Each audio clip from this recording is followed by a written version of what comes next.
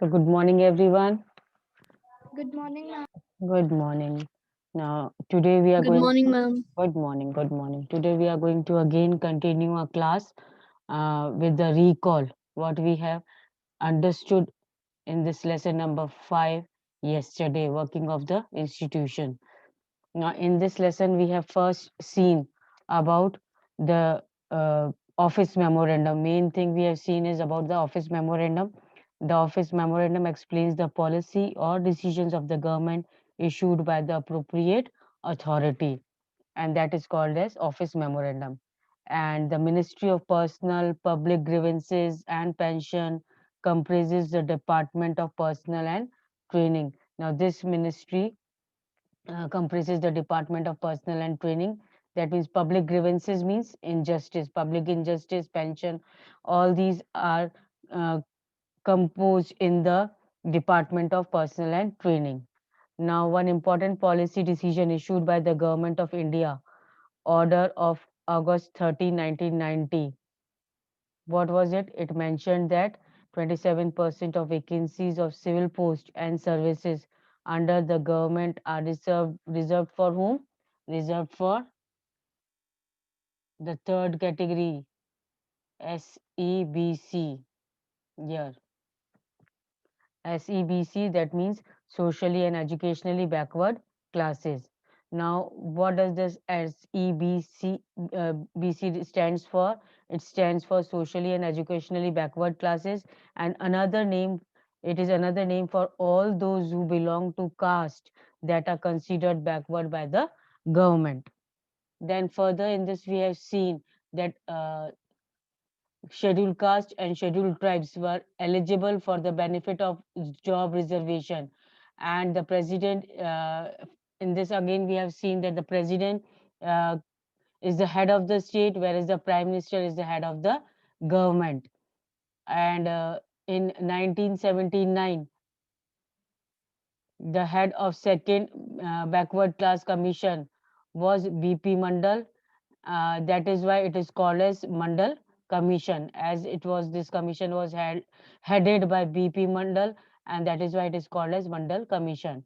Then the instructions given to Mandal Commission that to determine the criteria. Here we have studied that the Mandal Commission was given the instruction to determine the criteria to identify the socially backward classes in India and recommend any steps to be taken for their advancement, for the upliftment of socially backward classes. Then next here we have seen that the Lok Sabha elections were there. Finally, the Lok Sabha elections were there, and in that the Janta Dal came into power in 1989 elections, and VP Singh became the prime minister, and his government implemented the recommendation. So here we have seen this. Today we have to start from here, I think, from the next few months.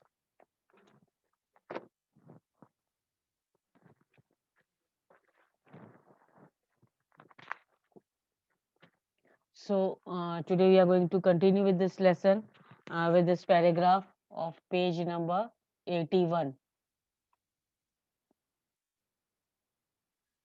For the next few months, this was the most hotly debated issue in the country.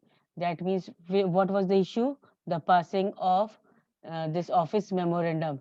Newspaper and magazines were full of different views and opinions on this issue.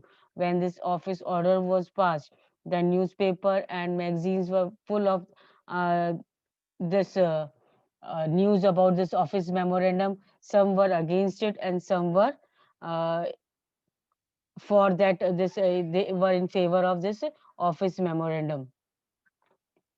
Then it led to the widespread protests and counter protests, some of which were violent.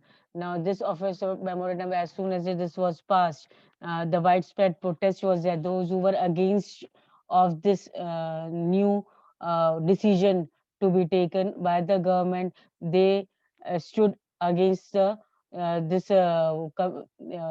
we can say, this memorandum, and a widespread protest was there, and the counter protest was there. That means the people who were in favor of them, they also did the counter protest, some of which were violent, and the protest was so much uh, against this memorandum that they became violent in many cases also. Then people reacted strongly because this decision affected thousands of job opportunities. Now, the decision of this government to give the special reservation to the socially and educationally backward classes affected thousands of job opportunities. Some felt that the existence of inequalities among people of different castes in India necessitated job reservations. Some of were in the favor that uh, the people who are socially and economically backward and they are educational background also is good, they should get the job reservation. But some felt that the existence of inequalities among people of different castes, there will be the inequalities will be shown among the different castes. They felt that this would give a fair opportunity to those communities who so far had adequately been represented in the government employment.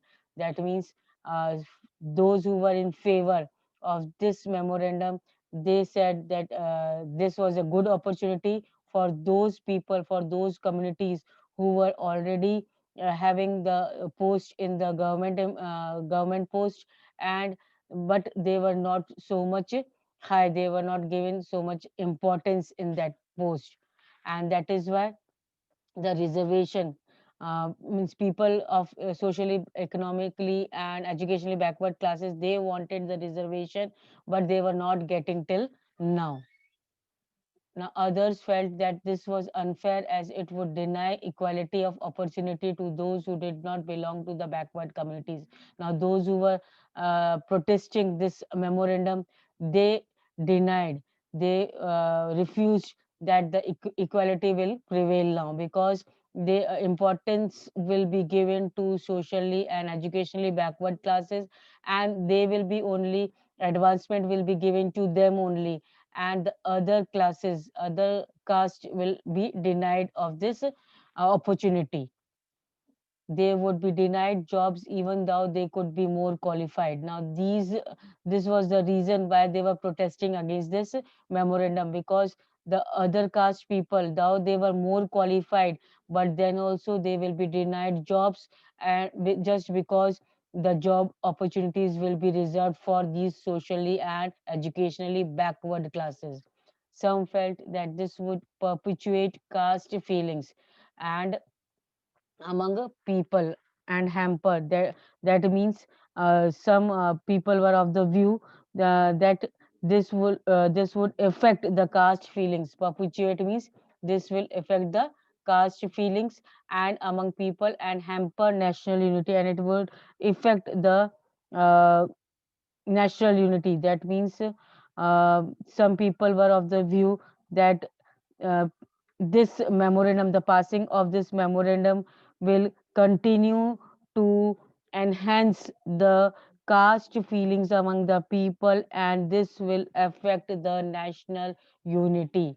And in this chapter, we won't discuss whether the decision was good or not. We only take this example to understand how major decisions are taken and implemented in the country. Now, this decision, this passing or implementing of this office memorandum which was passed, whether this decision taken by the government was good or bad, it is not that much important.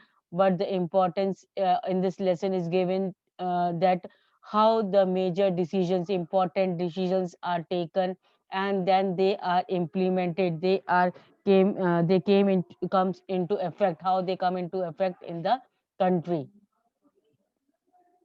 Now, who resolved this dispute? Now, whatever conflicts and disputes arise among the people, that means if any office order is passed by the government, some are in favor and some are not in favor. So, how this disputes which arise in the country, how they are resolved, how they are sorted out? You know that the Supreme Court and the High Courts in India settle disputes arising out of governmental decisions. That means Supreme Court and High Court are there to take or to take the decisions on these disputes arising out of any governmental decision. Some persons and association opposed to this order filed a number of cases in the court. Now, those who were not in favor of this type of governmental decision, they filed a number of cases in the court also, and they appealed to the courts to declare the order invalid. And those who opposed this order, they asked the court to declare this order invalid, not appropriate for the uh, peace of the country, to keep the national unity prevailing, and thus to stop its implementation. That means they were appealing to the courts to not to execute or not to implement, not to make that particular decision coming into force. The Supreme Court of India bunched all these cases together. Now, whosoever had filed a case against this decision, all those decisions were bunched together in the Supreme Court, and this case was known as Indira Soine and others versus Union of India case. Now, this case, which was filed against this memorandum, that is the decision, governmental decision, this was known as Indra Swane and others versus Union of India case. 11 judges of the Supreme Court heard argument of both sides. Now, how many judges of Supreme Court heard the arguments of the both sides? Means those who were in favor and those who were not in favor, those who were opposing this governmental decision. Both the uh, point of view was heard in the Supreme Court. By the majority, the Supreme Court judges in 1992 declared that this order of Government of India was valid, and finally it was decided that this uh, decision which the government of India has taken for the advancement, for the upliftment of the socially and educationally backward classes is valid. At the same time, the Supreme Court asks the government to modify its original order. Now, to make a little bit changes in the whatever uh, order was passed by the government, to make little bit changes in that order and then to implement it, it was the decision was given by the Supreme Court. But this finally this order was uh, considered as valid and fruitful. It said that well-to-do persons among the backward classes should be excluded from getting the benefit of reservation. Now, what modification the Supreme Court asked in this office memorandum? The Supreme Court asked that the well-to-do uh, back persons in the back among the backward classes, means the among the backward classes also, all are not having the similar standard. Few are having a good standard of living, few are having means very low standard of living. So among the backward classes also, the people who were having uh, the good standard of living, they should be excluded from getting the benefit of reservation. This was the we can say modification Supreme Court had asked to put it in this office memorandum. Now, accordingly, the Department of Personnel and Training issued another office memorandum on September 8, 1993, and the dispute thus came to an end. And this policy has been followed since then. And since then, this policy is now continuing. That well-to-do uh, families or persons, we can say, in among the backward classes also are excluded of getting these type of reservations in the job or the job opportunities in the government post. But those who are really in need, they are getting the reservation. So, the Department of Personnel and Training issued another office memorandum of on September 8, 1993, and thus by a little bit more modification, and thus the dispute was came to an end. Now, need of political institutions. Till here, everybody understood?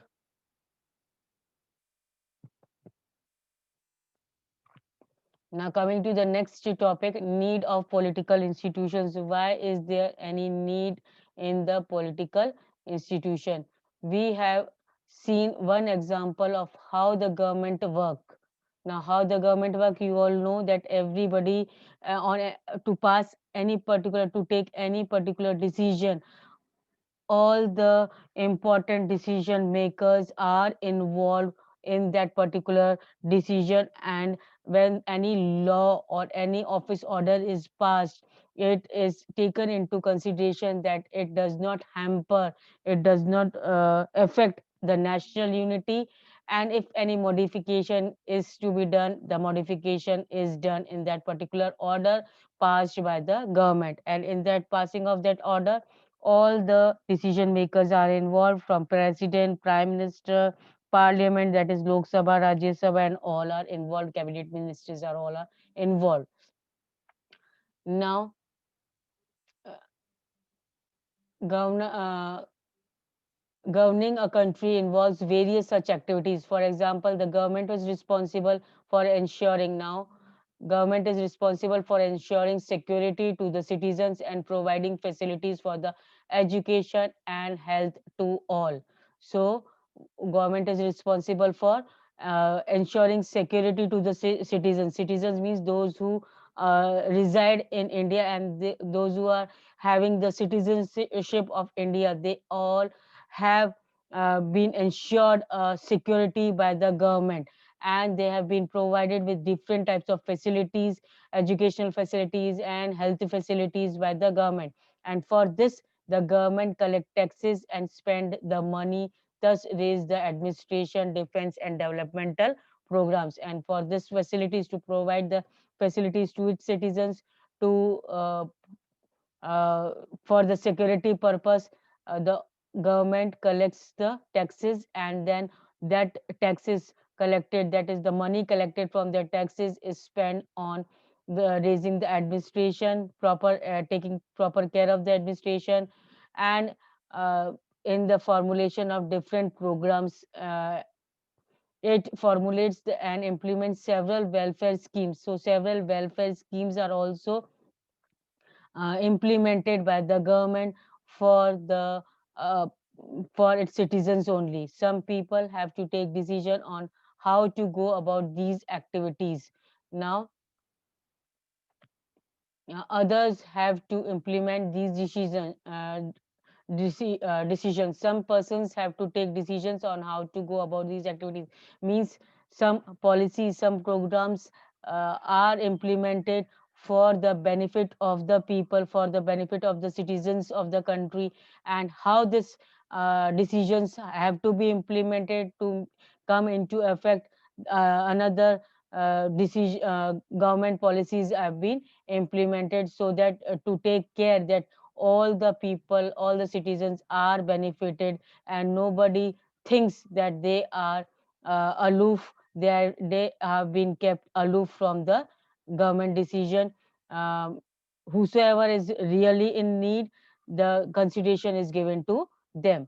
If dispute arise on this decision, if any dispute, if at all dispute arises on any decision or implementation of any program, there should be someone to determine what is right and what is wrong.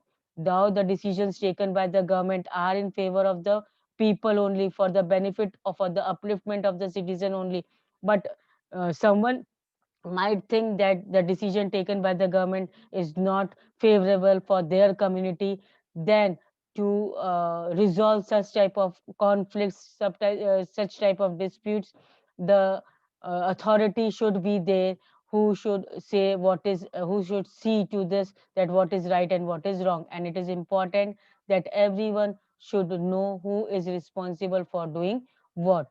And it is also important that these activities keep taking place even if the person is key position change. Means the Time to time elections are being held. The different parties come and form the government, but then also it is important that the activities, whatever activities are being held in the government, whatever decisions are being taken by the government, it should be under the consideration of the people only. The people should know all the activities, all the programs formulated by the government. So, to attend all these talks, several arrangements are made in the modern democracy. Now, what all arrangements are made so that people are made aware about the decision making of the government? The arrangements are called as institution in a democratic form of government. A democracy works well when these institutions perform function assigned to them. Now, when the these institutions perform the uh, duties well, that means the democratic in the democratic form of government, that means they are doing the duties well, they are performing the duties well if the smooth running of the government is there.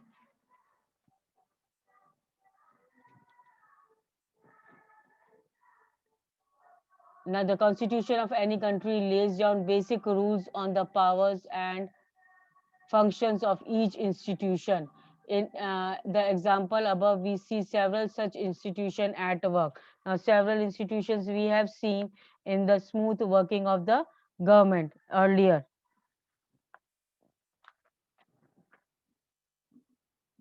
Now, first is the prime minister and the cabinet are institutions that makes all important policy decision. Now, whatever office memorandum was passed, in that the means prime minister was also involved in giving its decision. That means the prime minister with its cabinet ministers. The civil servants working together are responsible for taking steps to implement the minister's decision. And finally, the Supreme Court is an institution where if in any case disputes arises between citizens and the government are finally settled. And these are such institutions which are helpful for the smooth working of a country. Now, can you think of some other institutions in this example? What is their role? Now, working with this institution is not easy. Institution involves rules and regulations. Now, these institutions involves rules and regulations. Many rules and regulations have to be followed by the governmental officers also.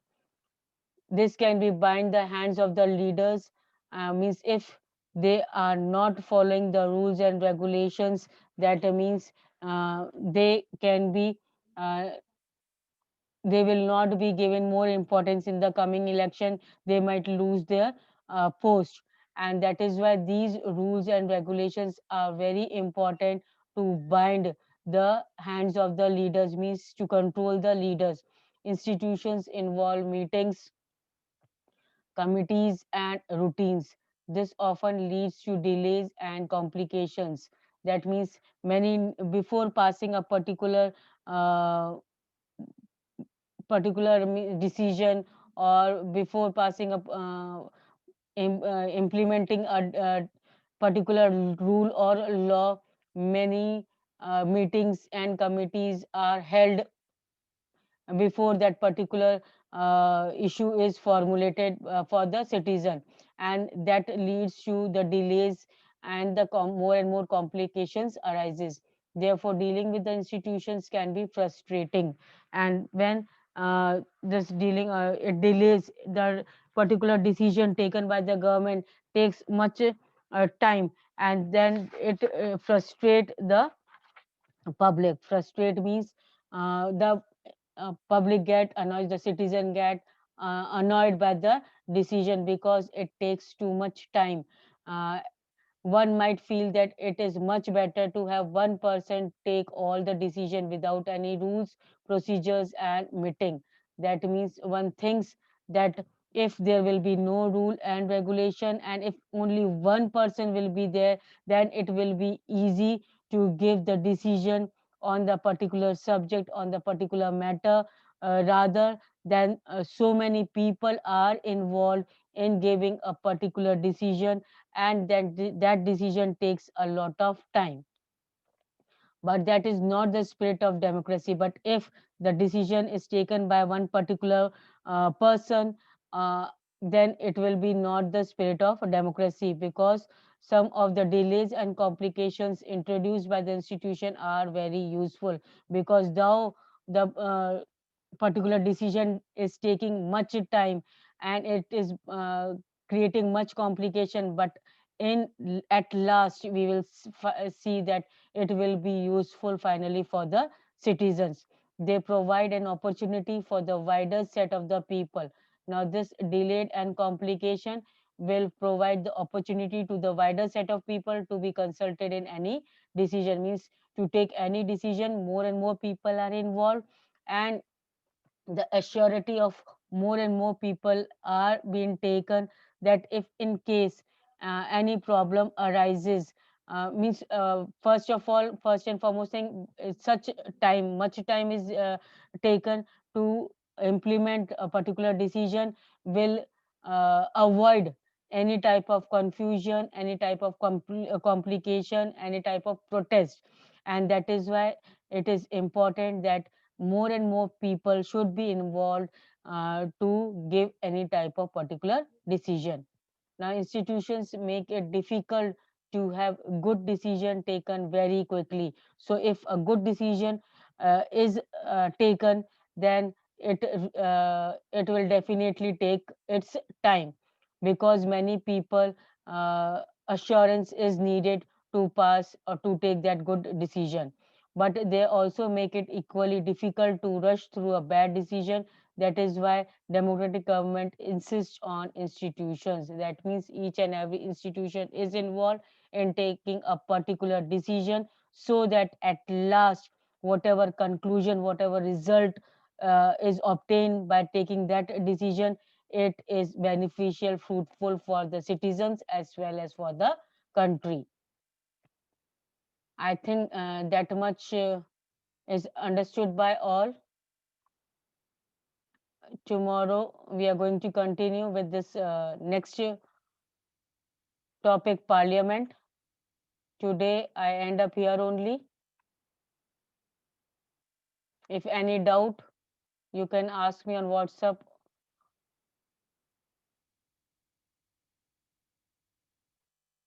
Thank you.